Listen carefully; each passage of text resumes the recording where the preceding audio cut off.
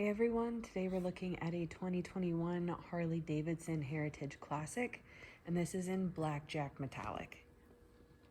So to me, Blackjack Metallic is just this really rich, like dark gray color with a little bit of metal flake in it. It's just so nice when the sun hits it. We have the two-tone windshield. We've got the blacked out fork tubes. ABS on the front and rear. Rider floorboards, passenger pegs. This is all on the 114 cubic inch engine, and this engine has been blacked out.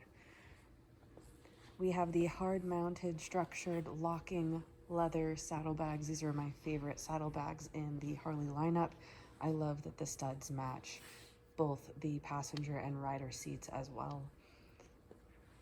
And beautiful chrome exhaust all the way down this side. Super low miles.